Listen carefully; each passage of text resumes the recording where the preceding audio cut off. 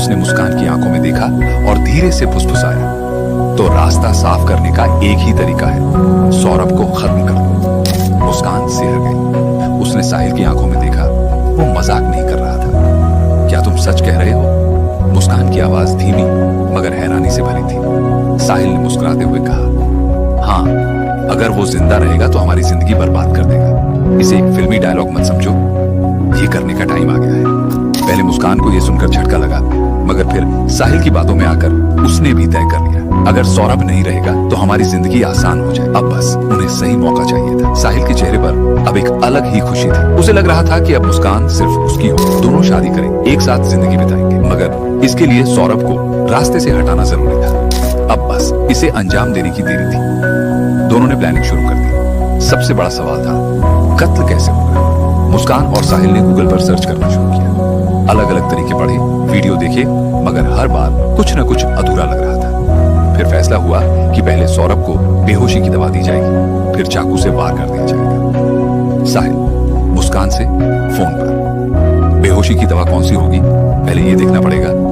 Google search, सबसे तेज असर करने वाली बेहोशी की दवा, ऐसी दवा जिससे मौत जल्दी हो जाए। मगर सिर्फ दवा ही काफी नहीं थी, कत्ल के लिए चाकू भी चाहिए था, और वो कोई छोटा मोटा चाकू नहीं होना चाहिए। साहिल ने मुस्कान को भेजा, जाओ अच्छे वाले 2 बड़े चाकू खरीद कर लाओ। मुस्कान एक दुकान पर पहुंची। दुकानदार ने जब इतने बड़े चाकू खरीदते देखा तो हैरानी से पूछा, इतने बड़े चाकू का क्या करोगी? मुस्कान ने बिना झिझक कहा, मुर्गा काटने के लिए चाहिए। दुकानदार ने उसे 800 रुपए में 2 बड़े चाकू दे दिए। अब चाकू भी आ गए, दवा का इंतजाम भी हो रहा था। मगर कत्ल के बाद लाश का क्या किया जाए? पहले प्लान बना कि किसी सुनसान जगह पर दफना देंगे। सौरभ के घर वाले वैसे भी उससे ज्यादा लगाव नहीं रखते थे। शादी के बाद वे पहले ही नाराज थे। अगर सौरभ गायब हो जाता तो कोई खास पूछताछ भी नहीं करता। मगर सवाल था, लाश को दफनाएं कैसे?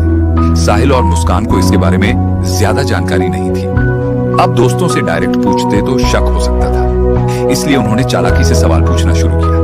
साहिल दोस्त से कैजुअली, अरे यार, पूजा सामग्री को अगर जमीन में गाड़ना हो तो कितना गहरा गड्ढा खोदना चाहिए? दोस्त ने जवाब दिया, बस हल्का सा खोद कर डाल दो, ज्यादा गहराई की जरूरत नहीं होती। साहिल ने झिझकते हुए पूछा, और अगर कुछ बड़ा गाड़ना हो तो? अब दोस्त चौकन्ना हो गया। उसने सीधे सवाल दाग दिया, तू ये सब क्यों पूछ रहा है? कहीं कुछ गलत करने का प्लान तो नहीं बना रहा? साहिल घबरा गया। अगर दोस्त ने पुलिस को कुछ बता दिया तो सारा प्लान खत्म हो सकता था। उसने झटपट बात पलट दी, मगर अब उसे समझ आ गया कि लाश को दफनाने का आइडिया रिस्की हो सकता है। अब नया प्लान तैयार हुआ। साहिल ने मुस्कान से कहा, एक ड्रम खरीदते हैं, उसमें लाश के टुकड़े डालेंगे और ऊपर से सीमेंट डालकर पैक कर देंगे, किसी को शक भी नहीं होगा। मुस्कान ने उसकी आंखों में देखा। साहिल एकदम ठंडे दिमाग से सोच रहा था, उसे किसी चीज का डर नहीं था। मुस्कान ने गहरी सांस ली और बोली, ठीक है, अब गलती की कोई गुंजाइश नहीं होनी चाहिए। कत्ल का तरीका तय हो चुका था, चाकू भी आ चुके थे। अब बस सौरभ का हिंदुस्तान लौटना बाकी था। सौरभ और मुस्कान के बीच भले ही दूरियां आ चुकी थी, लेकिन सौरभ अब भी मुस्कान से बेइंतहा प्यार करता था। 25 फरवरी को मुस्कान का जन्मदिन था और उसने तय किया कि वो इस खास दिन पर अपनी बीवी और बेटी के साथ रहेगा। तमाम लड़ाइयों और गलतफहमियों के बावजूद उसने लंदन से मेरठ आने का फैसला किया। उसने मुस्कान को पहले ही बता दिया था, मैं 24 फरवरी को पहुंच रहा हूं, जन्मदिन तुम्हारे साथ मनाएंगे, हम दोनों और हमारी बेटी। मुस्कान ने यह बात साहिल को बताई। दोनों ने फौरन फैसला किया, कत्ल 25 फरवरी को ही होगा। प्लान साफ था, शराब में बेहोशी की दवा मिलानी है, सौरभ को पिलानी है, और जब वो बेहोश हो जाए तो चाकू से वार कर देना है। 25 फरवरी की रात आई। घर में जन्मदिन का जश्न मनाया गया। मुस्कान ने सौरभ के लिए मुस्कुराते हुए केक काटा, लेकिन उसके दिल में पहले से तय खौफनाक प्लान चल रहा था। जैसे ही रात बढ़ी, मुस्कान ने शराब में बेहोशी की दवा मिला दी। अब बस इंतजार था कि सौरभ इसे पी ले और बेहोश हो जाए। लेकिन सौरभ हंसते हुए, आज नहीं पीऊंगा। मुस्कान का चेहरा उतर गया। पूरी साजिश नाकाम हो गई। वो जबरदस्ती पिला भी नहीं सकती थी, क्योंकि शक हो सकता था। अब क्या किया जाए? सौरभ इस बार बच गया था। अगले दिन मुस्कान और साहिल फिर मिले। दोनों के चेहरे पर झुंझलाहट थी। अब क्या करें? थोड़ी देर सोचने के बाद साहिल बोला, 3 मार्च यही सही मौका है। 3 मार्च क्यों? क्योंकि उसी दिन उनकी बेटी का सेकंड क्लास का आखिरी एग्जाम था। मुस्कान की प्लानिंग थी कि जैसे ही पेपर खत्म होगा वो अपनी बेटी को अपनी माँ के पास भेज देगी। तब घर में सिर्फ पति पत्नी होंगे, कत्ल करना आसान होगा। 3 मार्च आ गया। स्कूल में बेटी का एग्जाम खत्म हुआ। मुस्कान ने उसे अपनी माँ के घर छोड़ दिया। अब घर में सिर्फ सौरभ और मुस्कान थे। साहिल ने प्लान समझाया और मुस्कान ने उसे अंजाम देने की तैयारी शुरू कर दी। रात ढलने लगी। पिछली बार शराब का प्लान फेल हो चुका था, इसलिए इस बार मुस्कान ने एक नई चाल चली। सौरभ को कोफ्ता बेहद पसंद था, तो उसने वही बनाया, लेकिन इस बार कोफ्ते में बेहोशी की दवा मिला दी। रात के 9:30 बजे सौरभ खुश होकर, वाह आज कोफ्ता बनाया, तुम अब भी जानती हो कि मुझे क्या पसंद है। मुस्कान ने झूठी मुस्कान के साथ खाना परोसा। सौरभ ने बिना कुछ सोचे समझे खाना खाया। कुछ ही देर में उसकी आंखें भारी होने लगी। रात 12 बजे मुस्कान साहिल को फोन पर, वो बेहोश हो गया है, अब आ जाओ। साहिल ने बिना देर किए बाइक स्टार्ट की और मुस्कान के घर पहुंच गया। दोनों ने चाकू निकाले। अब इस खेल का आखिरी और सबसे डरावना कदम उठाने का वक्त आ गया था। मुस्कान के हाथ कांप रहे थे, दिल जोर जोर से धड़क रहा था। हाथ में खंजर था, लेकिन हिम्मत जवाब दे रही थी। वो घबराई नजरों से साहिल को देख रही थी। मैं नहीं कर सकती, उसकी आवाज कांप गई। साहिल ने उसकी ठंडी हथेली पर अपनी गर्म उंगलियां रखी। तुम्हें ही करना होगा, पत्नी हो उसकी, पहला बार तुम्हारा होगा। उसकी आवाज सख्त थी। मुस्कान ने सर हिलाया, मगर हाथ आगे नहीं बढ़ा। साहिल झुंझला गया। उसने उसका हाथ पकड़ा, खंजर को धीरे धीरे सौरभ के सीने तक ले गया। मुस्कान का पूरा शरीर कांपने लगा। बस एक हल्की सी चोट, बाकी मैं देख लूंगा। साहिल फुसफुसाया। मुस्कान के हाथ अब भी रुके हुए थे। तभी अचानक साहिल ने उसके हाथ पर जोर से वार किया। खंजर तेजी से सीने में उतर गया। एक हल्की करार, फिर खामोशी। सौरभ की सांसें कुछ देर तक लड़खड़ाई, फिर सब कुछ शांत हो गया। कमरे में सिर्फ खौफनाक सन्नाटा था। मुस्कान सुन्न खड़ी थी। उसके हाथ अब भी खंजर थामे हुए थे, मगर दिमाग ने काम करना बंद कर दिया था। साहिल ने झटके से खंजर खींचा। अब इसे खत्म करते हैं। साहिल ने जेब से एक तेज धार वाला चाकू निकाला और बिना रुके सौरभ की दोनों हथेलियां काट दी। खून फर्श पर बहने लगा। मुस्कान कांपते हुए दीवार से सट गई। उसकी आंखें फैल गई। साहिल को कोई झिझक नहीं थी। उसने गर्दन पकड़ी और एक झटके में सिर अलग कर दिया। मुस्कान की रूह कांप गई, मगर अब पीछे हटने का कोई रास्ता नहीं था। पहले से खरीदे गए 2 बैग कमरे में रखे थे। एक बैग में सिर और दोनों हथेलियां डाली गईं, दूसरे में सौरभ का धड़। साहिल ने धड़ वाला बैग घसीटकर बेड के नीचे रख दिया। बाकी काम मैं निपटा दूंगा, कहकर साहिल सिर और हथेलियों वाला बैग उठाकर घर से निकल गया। रात के 3 बजे वो अपने घर की ओर बढ़ रहा था, जो मुस्कान के घर के पड़ोस में ही था। कमरे में अब बस मुस्कान थी। जिस बेड पर वो रोज सोती थी, उसी के नीचे आज उसका पति पड़ा था, बिना सिर, बिना हथेलियों के। वो लेटने की कोशिश कर रही थी, मगर आंखें बंद होते ही खून से लथपथ सौरभ का चेहरा दिखता। सांसें तेज हो गई, घबराहट बढ़ने लगी। कमरे में उसे एक अजीब सर्द एहसास होने लगा। मैं यहाँ अकेले नहीं रह सकती, मुझे डर लग रहा है। उसने हड़बड़ाते हुए साहिल को फोन लगाया। डर लग रहा है? साहिल हंसा। तो मेरे घर आ जाओ। मुस्कान को और कुछ नहीं सूझा। वो कांपते हुए बाहर निकली, सड़क पार की और साहिल के घर के दरवाजे तक पहुंची। रात का सन्नाटा था। सिर झुकाकर वो अंदर चली गई। सुबह सूरज की किरणें कमरे में दस्तक दे रही थी, मगर अंदर एक अजीब सा सन्नाटा पसरा था। साहिल और मुस्कान गहरी नींद में थे, जैसे कुछ हुआ ही ना हो, लेकिन हकीकत कुछ और थी। उसने तुरंत बैग उठाया और अपने घर चला गया। कुछ घंटों बाद वो वापस आया। चेहरे पर वही ठंडा सन्नाटा था। अब काम खत्म करना है, उसने मुस्कान से कहा। कैसा काम?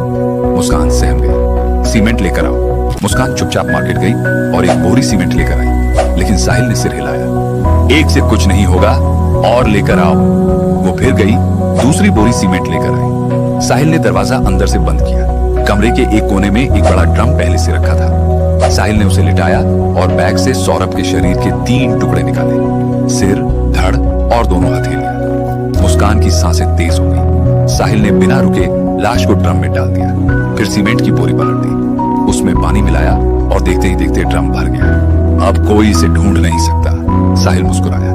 ढक्कन बंद कर दिया गया। ड्रम को कमरे में एक कोने में छोड़ दिया गया, जैसे कोई मामूली सामान हो। इसके बाद सफाई का काम शुरू हुआ। साहिल ने ऑनलाइन 10 किलो ब्लीच मंगवाई।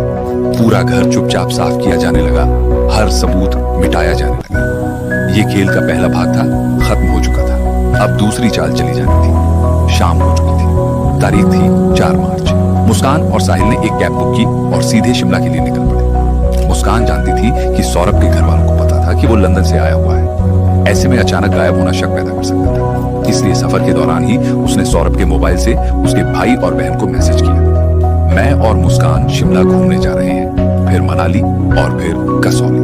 कुछ देर बाद जवाब आया, अच्छा लेकिन इतने दिनों बाद आए हो, घर कब आओगे? मुस्कान ने झट से मैसेज टाइप किया, अभी घूम रहे हैं, बाद में मिलेंगे। इस बीच वे शिमला से मनाली और फिर कसौल घूमते रहे। होली आ गई। घर वालों ने फिर मैसेज किया, होली पर घर तो आओगे ना? अब मुस्कान के पास कोई जवाब नहीं था। फोन उठाना खतरे से खाली नहीं था, क्योंकि आवाज से राज खुल सकता था। नहीं, इस बार यही मना रहे हैं, उसने झूठा जवाब भेजा। घर वालों को यह अजीब लगा। आखिर 2 साल बाद आया था और अब होली पर भी नहीं आ रहा। लेकिन कोई शक न करे, इसलिए मुस्कान लगातार अपडेट भेजती रही। यहाँ बहुत मजा आ रहा है, अभी यहाँ है, अब वहां जा रहे हैं। इस तरह 14 दिन बीत गए। तारीख थी 18 मार्च। अब तक जो पैसे साथ लाए थे वो खत्म हो चुके थे। मुस्कान के पास कुल 84,000 थे। साहिल के पास भी थोड़े पैसे थे, मगर अब सब खत्म हो गया था। लेकिन उसे पता था सौरभ के अकाउंट में 6 लाख रुपए थे। मगर दिक्कत ये थी कि उसे अकाउंट से पैसे निकालने का तरीका नहीं पता था। वो सोच में पड़ गया। आखिरकार उसने अपनी माँ को फोन किया, माँ ये बताओ, बैंक से सौरभ के पैसे कैसे निकाल सकते हैं? माँ चौंक गई, सौरभ तो तुम्हारे साथ है ना, तुम दोनों शिमला मनाली घूम रहे हो, फिर मुझसे क्यों पूछ रही हो? और पैसे निकालने की जरूरत ही क्या है? सौरभ से मांग लो। मुस्कान से जवाब देते नहीं बना। अचानक उसके मुंह से वो बात निकल गई जो कभी बाहर नहीं आनी चाहिए थी। सौरभ तो है ही नहीं, वो मर चुका है। माँ घबरा गई। उनकी बेटी ने जो बताया था वो चाहती तो छुपा सकती थी, लेकिन कुछ अजीब लग रहा था। होली पर भी बेटी नहीं आई और अब अचानक पैसे निकालने की बात। पहले से ही उन्हें मुस्कान के पिछले रिश्ते और तलाक के बारे में सब पता था। उन्हें समझ आ गया कि कुछ तो गड़बड़ है। बिना देर किए वे पुलिस स्टेशन पहुंचे। साहब, मेरी बेटी ने कुछ गलत किया है। वो कह रही थी कि सौरभ अब इस दुनिया में नहीं है। पुलिस तुरंत हरकत में आई। मुस्कान 14 दिनों से गायब थी। मामला संगीन था। उधर इत्तेफाक से 18 मार्च को ही मुस्कान और साहिल घर लौट आए। जैसे ही वे घर पहुंचे, कुछ ही देर में पुलिस भी वहां धमक गई। घर में घुसते ही पुलिस की नजर कोने में रखे एक बड़े ड्रम पर पड़ी। ड्रम इतना भारी था कि शक होना लाजमी था। तभी सौरभ का भाई भी वहां आ चुका था। मुस्कान, सौरभ कहाँ है? मुस्कान का चेहरा सफेद पड़ गया। पुलिस ने दोनों से पूछताछ शुरू कर दी। घर की तलाशी ली जाने लगी।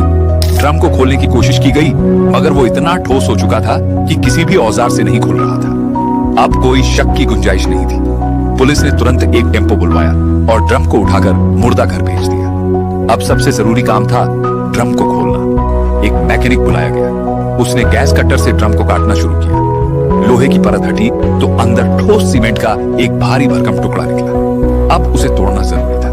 कई हथौड़े पड़े, मशीनें चलाई गई। धीरे धीरे सीमेंट चटकने लगा। कुछ ही देर में अंदर से जो निकला उसने सबको सन्न कर दिया। एक कटा हुआ सिर, एक धड़, 2 अलग अलग हथेलियां, लेकिन दोनों पैर गायब थे। पुलिस को अब किसी कबूलनामे की जरूरत नहीं थी। अब भी झूठ बोलोगी मुस्कान? मुस्कान और साहिल की हालत खराब हो चुकी थी। कुछ ही देर बाद दबाव में आकर उन्होंने जुर्म कबूल लिया। साहिल ने सिर झुकाकर कहा, मैंने ये सब इसलिए किया क्योंकि मैं मुस्कान को पसंद करता था। पुलिस अधिकारी ने उसकी तरफ देखा, और वो तेरा साथ दे रही थी? हाँ, क्योंकि मेरी माँ भी उसे पसंद करती थी। तेरी माँ? पुलिस अधिकारी ने हैरानी से पूछा, लेकिन तेरी माँ तो परसों पहले मर चुकी है। साहिल के चेहरे पर एक अजीब सा भाव था। हाँ, लेकिन वो मुझसे अब भी बात करती है। कमरे में एक अजीब सन्नाटा पसर गया। साहिल की मानसिक स्थिति डामाडोल थी। मुस्कान ने धीरे धीरे सिर झुका लिया। अब सच खुल चुका था। साहिल ने बताया कि उसकी माँ उसे सपनों में नजर आती थी और उससे बातें करती थी। उन्होंने मुझसे कहा कि मुस्कान मेरे लिए सही लड़की है। मैंने जो किया उसी के कहने पर किया। पुलिस अधिकारी ने गहरी सांस ली। तो सौरभ को मारने का प्लान भी तेरी माँ ने दिया? हाँ, उन्होंने कहा कि अगर मैं मुस्कान से शादी करना चाहता हूं तो रास्ते का कांटा हटाना होगा। सभी हैरान थे, पर बात यही खत्म नहीं हुई। साहिल ने सौरभ की दोनों हथेलियां भी इसलिए काटी थी क्योंकि उसके दिमाग में एक अजीब धारणा थी, अगर किसी की हथेलियां काट दी जाएं तो उसकी किस्मत की लकीरें भी खत्म हो जाती हैं। उसे लगा था कि ऐसा करने से सौरभ की आत्मा कभी उसे बददुआ नहीं दे पाएगी। पुलिस अधिकारी ने ठंडी नजरों से उसे देखा। तूने किस्मत की लकीरों की बात की थी ना? हाँ, साहिल फुसफुसाया। अब तेरी किस्मत की लकीरें भी खत्म हो चुकी हैं साहिल। अब फैसला कानून को करना था। दोनों के चेहरे पर अपराध बोध झलक रहा था, लेकिन मुस्कान की आंखों में अब भी एक अजीब सी ठंडक थी। तुम्हारा पति तो तुम्हें तलाक देने वाला था, फिर कत्ल क्यों किया? इंस्पेक्टर ने मुस्कान से पूछा। मुस्कान हल्का सा मुस्कुराई और बोली, मैंने कभी साहिल से शादी करने के बारे में सोचा ही नहीं था। वो बस एक अच्छा साथी था जिसके साथ मैं वक्त बिता रही थी। इंस्पेक्टर ने घूरते हुए साहिल की तरफ देखा। तो तुमने सौरभ का कत्ल क्यों किया? साहिल की आंखों में पछतावे की हल्की परछाई आई, मगर वो खुद को समझाने की कोशिश कर रहा था। अगर सौरभ जिंदा रहता तो मुस्कान की जिंदगी नर्क बन जाती। वो उसे तंग करता, इसलिए मैंने उसे खत्म कर दिया। कि जिस मुस्कान के लिए तुमने ये सब किया, वो तुमसे शादी करने के बारे में सोच भी नहीं रही थी। साहिल का चेहरा सफेद पड़ गया। उसने कांपते होंठों से मुस्कान की तरफ देखा, मानो कोई उम्मीद हो कि वो इस बात को झुठलाएगी, लेकिन मुस्कान ने एक शब्द भी नहीं कहा। कुछ देर की खामोशी के बाद इंस्पेक्टर ने कहा, अगर ये राज थोड़ी देर से खुलता और तुम मुस्कान पर शादी के लिए दबाव डालते, तो क्या अगला कत्ल तुम होते? साहिल की आंखों में डर तैरने लगा। कहानी वहीं खत्म नहीं हुई थी। ये सब शुरू हुआ था एक लव मैरिज से, सौरभ और मुस्कान की। दोनों ने घर वालों के खिलाफ जाकर शादी की थी। फिर मुस्कान को साहिल से प्यार हो गया, लेकिन शादी करने का इरादा कभी नहीं था। अब जब साहिल को इस सच्चाई का एहसास हुआ, तो उसे समझ में आया कि उसने जिस औरत के लिए कत्ल किया, वही उसके साथ कभी शादी नहीं करना चाहती थी। अगर ये कत्ल छुपा रहता, तो शायद कुछ समय बाद साहिल ही अगला शिकार बन जाता। लेकिन इससे पहले कि ये पार्ट 3 शुरू होता, कानून ने इस खेल का पर्दाफाश कर दिया। और उस बच्ची का क्या? किसी ने पीछे से सवाल किया। जिस मासूम को इस दुनिया में पिता का प्यार तक नसीब नहीं हुआ, उसकी मां ने खुद ही उसे अनाथ बना दिया। अब उसकी दुनिया सिर्फ 4 दीवारों तक सिमट गई थी। मां उम्र कैद की सजा काट रही थी और पिता इस दुनिया में था ही नहीं। इंस्पेक्टर ने गहरी सांस लेते हुए कहा, बुरे काम का नतीजा कभी अच्छा नहीं होता। काश लोग अपराध करने से पहले ये सोच पाते, तो क्राइम रेट अचानक गिर जाता। मगर अफसोस, सोचता ही कौन है। और दोस्तों, यही थी आज की कहानी। एक ऐसी सच्चाई जो बताती है कि लालच, धोखा और जुर्म का अंजाम हमेशा बुरा ही होता है। अगर इंसान क्राइम करने से पहले एक पल के लिए ठहर कर सोच ले, तो शायद ऐसी कहानियां बनती ही नहीं। अगर आपको ये कहानी पसंद आई, तो लाइक, शेयर और कमेंट जरूर करें। और अगर आप चाहते हैं कि मैं और ऐसी कहानियां आपके लिए लाता रहूं, तो